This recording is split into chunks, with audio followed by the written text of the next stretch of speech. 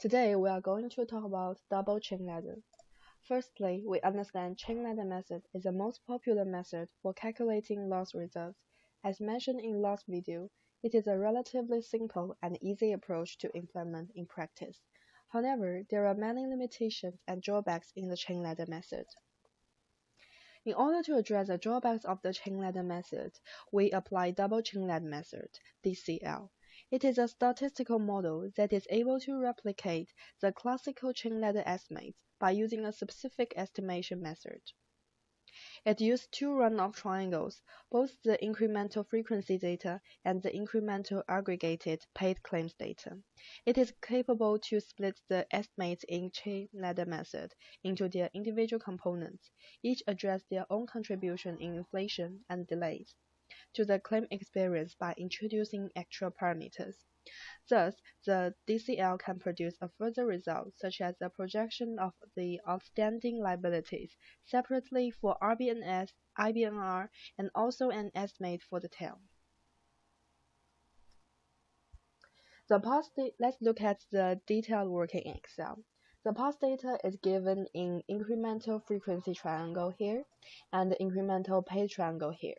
And then we can calculate cumulative triangle for frequency and paid. And then we can apply chain ladder method to get the projections here in red.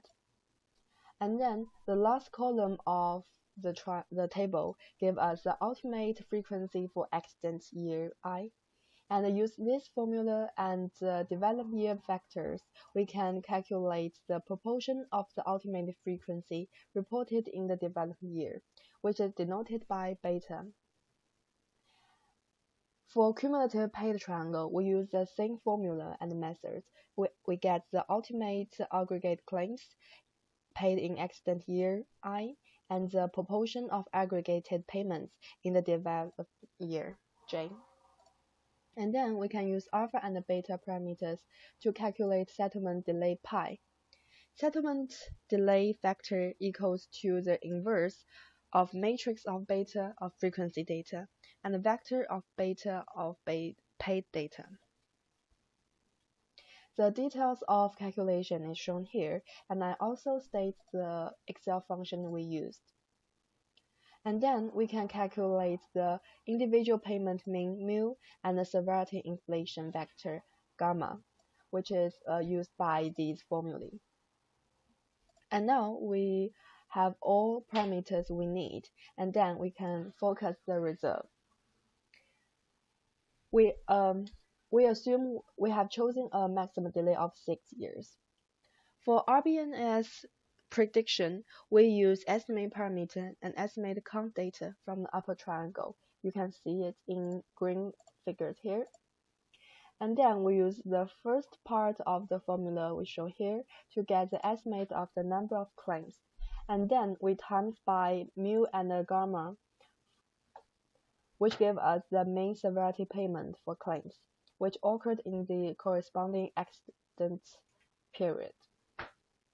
Similarly, we apply the same method and use this formula to get IBNR estimation.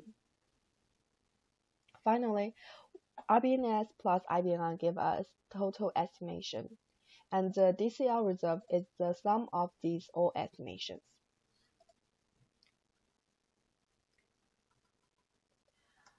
Now we can answer why DCL is very close to chain ladder method result.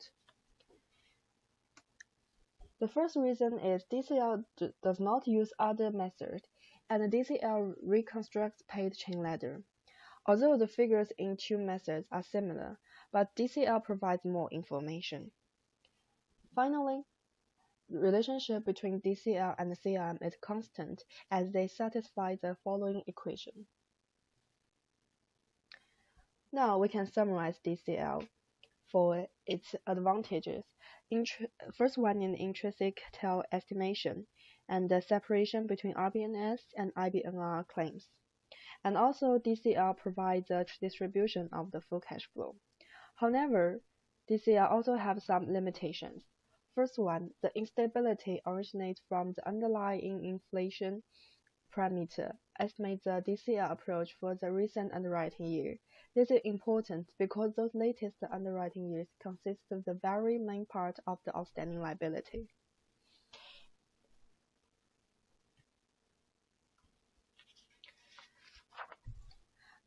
The CLM and the basic double chain ladder also suffer from the same shortcoming of providing unstable estimates, especially for recent calendar years. This is corrected for using a variant of DCL called BDCL. BDCL takes a similar approach of the BF and incorporates this technique to estimate the DCL method, which addresses the instability of the DCL estimates. It works on the same triangle as DCL and with an additional incurred claims triangle. So, using the chronology incorporated by actuaries in the case estimates contained in the incurred data, this method can indeed stabilize the estimates of the underwriting inflation. BDCL works as following steps. First, using the DCL method to estimate DCL parameters using the data in frequency and paid triangles. Next, repeat the same approach as DCL method, but use triangle of incurred data. Use this and keep only the resulting estimated inflation parameters denoted by gamma of BDCL and remove all other estimates. Now we obtain the set of BDCL parameters by drawing the parameters estimated in step 1 and 2. Although the BDCL works with the incurred claims data, the BDCL reserve forecast is different from the reserve estimated by applying CLM to the incurred data triangle. Hence, a new extension on the DCL, known as the incurred double chain ladder IDCL, is introduced. Because practitioners often regard the incurred reserve to be more practical compared to the classical paid CL reserve. As such, a new method to which absolutely replicates the CL reserve from the incurred data is introduced and allows us to compare the IBNR and RBNS separately using a full cash flow model. How to apply IDCL? Firstly, we define a new scale inflation factor estimate, which uses new parameters R and R star. Now we use this new inflation parameter gamma while keeping all other estimates as in DCL and BDCL.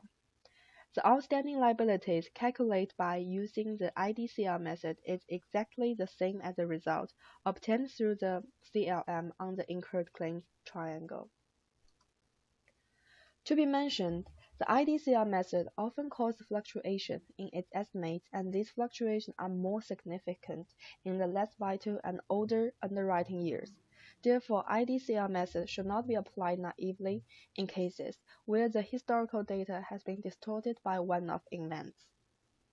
In practice, it would be preferred to eliminate such unusual observations from the data or restrict the data triangles to certain periods which are not affected by the unusual experience, and this can be done by adjusting the calendar year effect. This IDCL method might underestimate the severity inflation in the most recent year. This could be due to the IDCL over-rely on the incurred claims data. The aim of PDCL is to preserve the RBNS estimate. In other words, we want this RBNS estimate to be equal to the RBNS case estimate.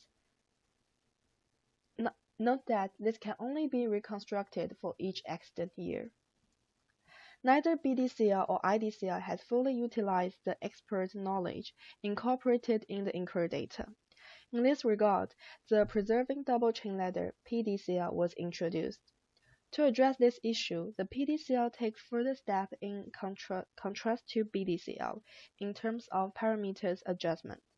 The PDCL will adjust not only the severity inflation, but also the delay parameters. PDCL works as the following steps. First, we calculate the RBNS case estimate, and then we define the RBNS preserving component, and we compute the preliminary square Sij. And we apply CLM to estimate alpha and beta, and then we can get the new gamma estimate.